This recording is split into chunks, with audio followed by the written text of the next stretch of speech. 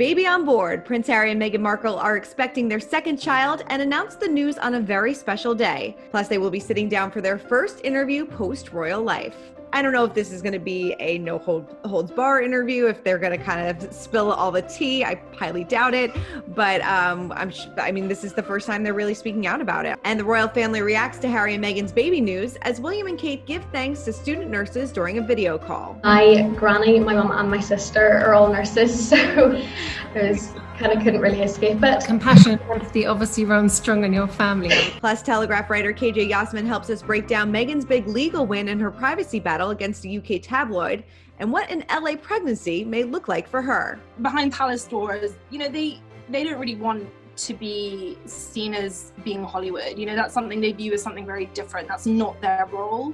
And this was a very Hollywood picture. We've got that plus so much more in today's Royally Us. Hello to our fellow royal lovers and welcome to Royally Us. I'm Christina, that's Molly, the host of the Diva Behavior Podcast. Hi Molly, big baby news. Hi Christina. I know, it's so exciting. Baby news, such a nice little bright way to make the February a little bit less depressing. Exactly.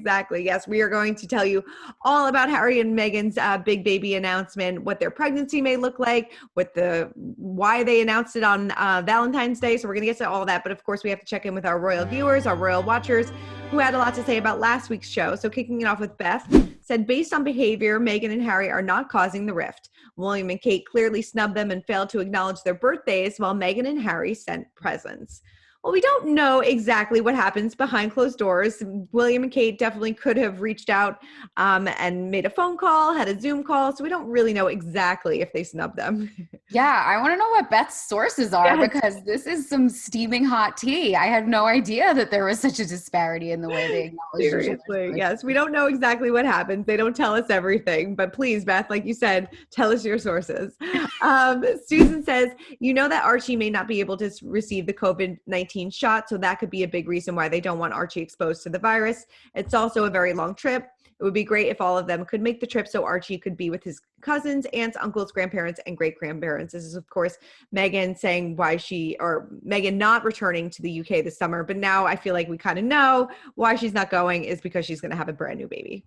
Of course, yeah. And for pregnant women, it's probably not worth the risk to be traveling during a pandemic. So it makes complete sense. Totally. And last one from Daniel says, people who live in Cornwall don't pay Charles to live there. Some of them operate farms that he owns, so pay him in rent. The Duchy also has a stock portfolio. So this was in regards to last week's story about how the royals make their money. Some people who live in Cornwall and throughout England and Wales do pay the royals to live on the property that they own. They pay ground rent.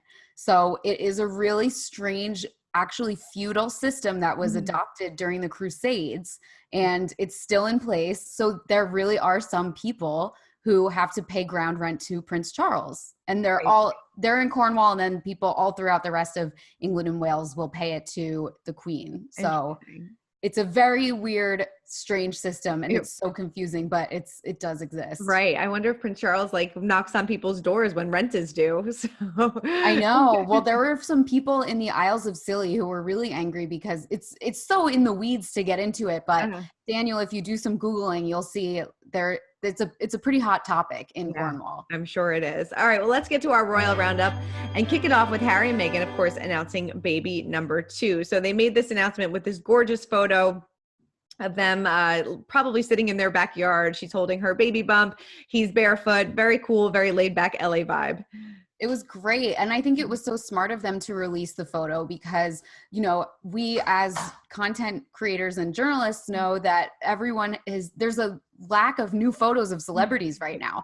Yeah. So anyone who's writing a story about them would have had to use a year-old photo probably. And so it's great that they gave this photo to go with it. Definitely. And, the photographer spoke out speaking about the significance of the photo as well and what it was like filming Harry and Meghan during this special time, right?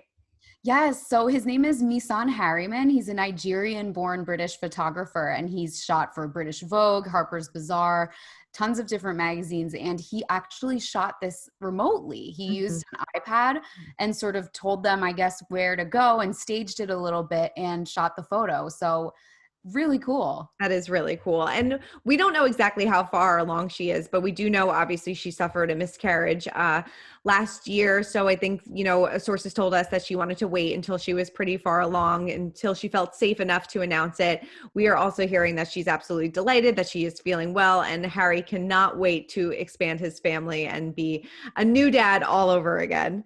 Yeah, and I loved the little detail. Most royals don't release a photo, like we said, but also there was another detail in their statement that I've never seen before. They said, we can confirm that Archie is going to be an older brother. Yeah. And I thought that was really cute. Instead of just saying we're expecting a baby, they said Archie's expecting a little sibling. So that was nice. I'm definitely happy for them. And the palace is happy for them as well. They sent their well wishes in a statement, a short, brief statement, but they did say that they are delighted. Yes, really nice. Yes. It was on behalf of the Queen, Prince Phillip, Prince Charles, and other members of the royal family.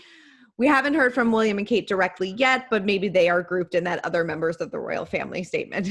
Yeah, really interesting, because they still have their fully functioning Instagram. Mm-hmm. So, but I guess we'll keep an eye on that. We'll keep an eye on that one. And like we said before on the top of the show, this is probably why the reason she's not returning to the UK this summer. We don't know exactly when she's due. I mean, she definitely has a bump, so I'm guessing it's before Harry would leave in June. So maybe she's due, April, May, maybe right around the same time she had Archie.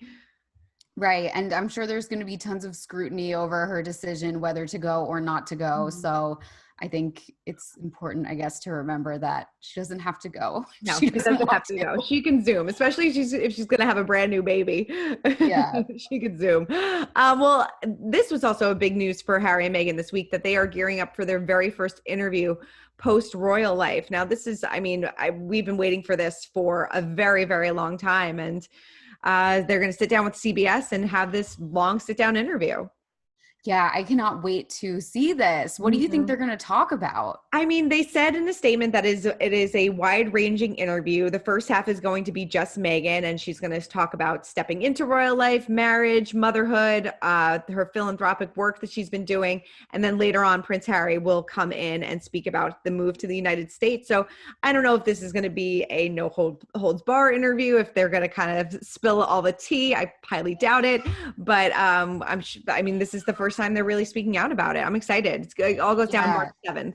Yeah, it's going to be it's March 7th it's coming out? March 7th. So we're going to have a full recap that week. Yeah, that's going to be great. And I do hope that they reveal some real details and not just because, we know they love to talk and they love to speak in sort of inspirational quote language. And it's really nice, but sometimes I'm just like, come on, tell us something. Give us a little bit of dirt. So hopefully that will happen. Oh, I'm sure the rift between William and Harry will come up, and maybe, he can kind of set the record straight about that. While Harry and Meghan were busy planning their birth announcement, the Duke and Duchess of Cambridge spent some time once again thanking frontline workers. Take a look. It's so interesting to see what a typical day is like for yourself. I think it gave a good insight as to what we do in a day. This is the job that I was meant to do. In your video, you talked about not ideal nursing in a pandemic. Especially seeing it through a pandemic, you don't have the families there to support your patients, and you have to give them so much more. My granny, my mum and my sister are all nurses, so couldn't really escape it. Compassion and empathy obviously runs strong in your family. We say this week after week, it seems to be a reoccurring theme for the two of them, which is a great thing.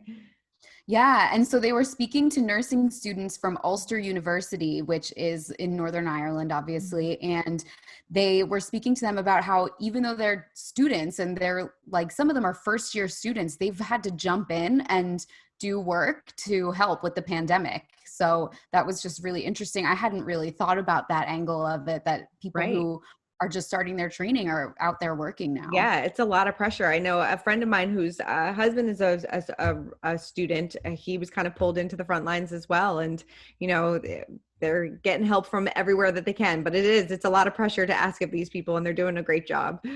I loved how Kate said that there are 3 generations of nurses working together now all over the UK. You have these trainees, you have the people who are actively working, and then you have the retirees who are coming back into the fold. So that was just a really interesting thing for her to highlight as well. Totally, yeah. And speaking of COVID, it was revealed that Prince Charles and Camilla both got their vaccines. Now, they received their vaccines recently, and it doesn't seem like they got any special treatment because they fit all of the guidelines, right?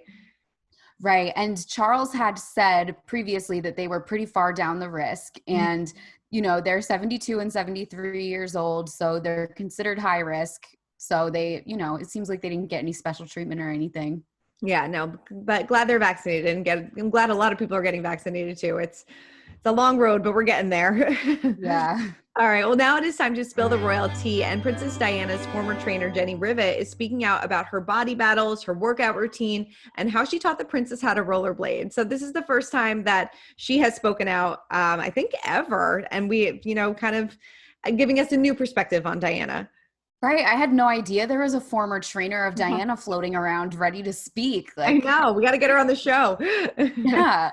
So the most interesting thing I thought she said was that she didn't really know she was supposed to curtsy to Diana, so she just never did. And apparently Diana really liked that, and she never realized that she was supposed to do it until she saw one of their mutual friends curtsying to her. And I guess she was like, oh no, I should have been doing this. But yeah, so that was funny. That is so funny. And I love how she said that William and Harry used to sometimes join in on their workouts together.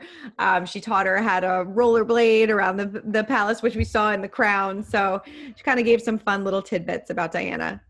Yeah, and the step aerobics too. Very on trend 80s, 90s exercises. Totally. Would have loved to see those leg warmers on Diana.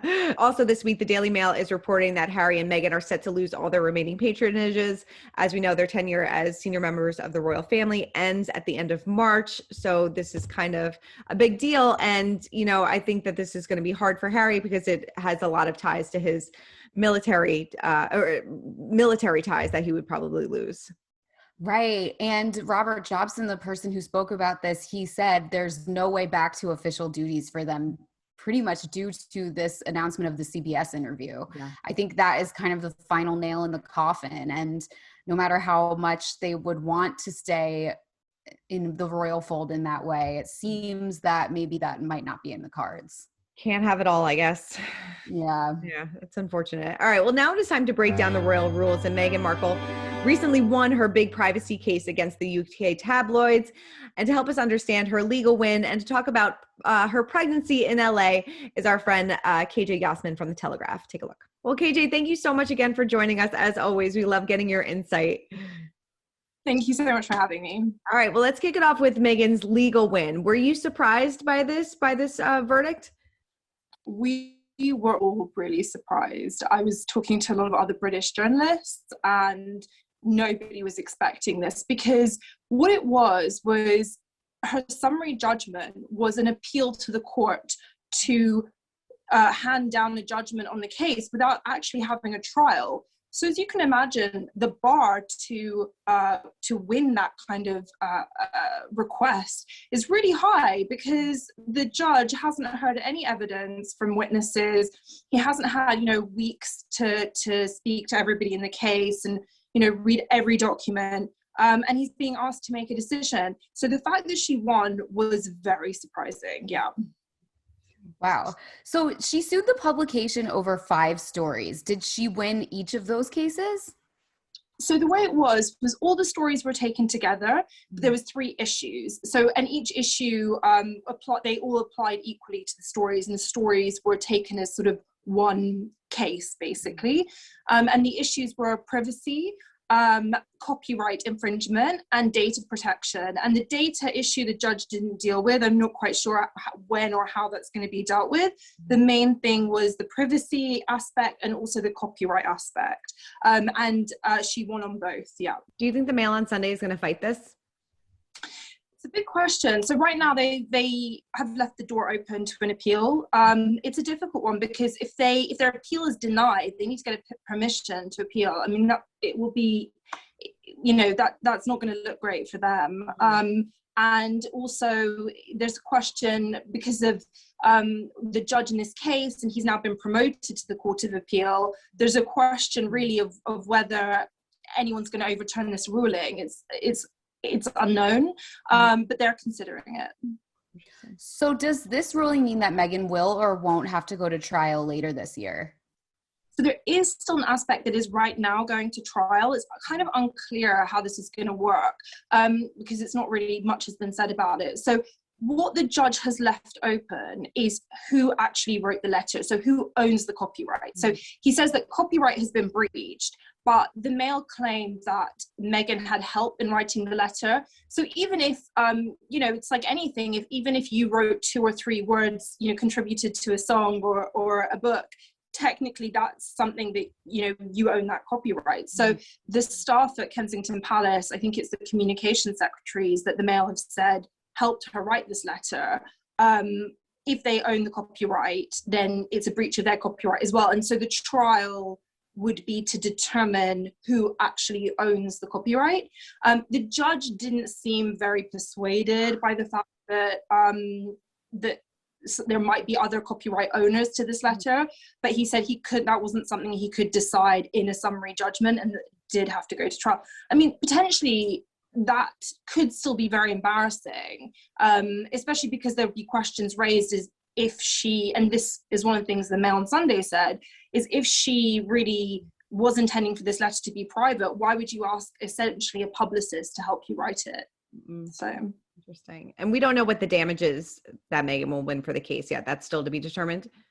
Yeah, so that's going to be next month, and they're going to be high potentially. So I've heard the figure of 300,000 for invasion of privacy. That's pounds, so about probably $500,000.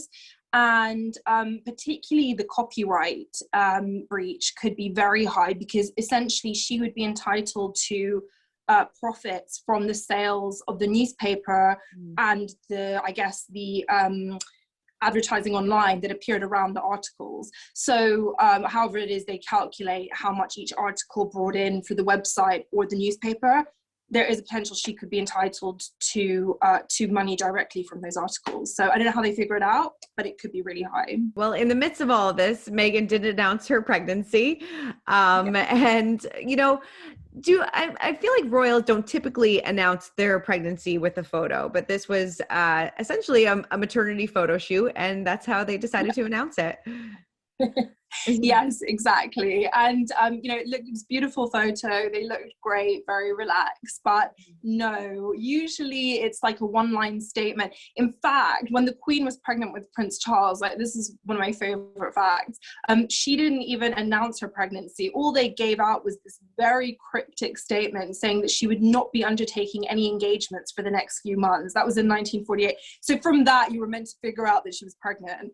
So we've gone kind of from that to the maternity photo shoot. So usually though, I think for Eugenie, for Kate, usually it's just a couple of lines in a statement, and basically promises that press will get further updates if there are any.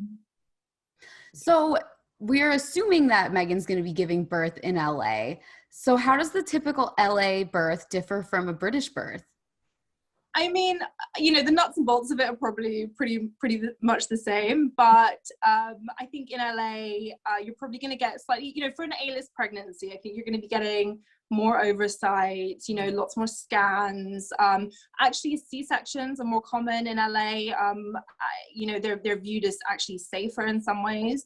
And I know that we believe that she wanted a home birth, possibly a water birth for her first pregnancy, and she did end up giving birth at the Portland in London, which is a private maternity hospital.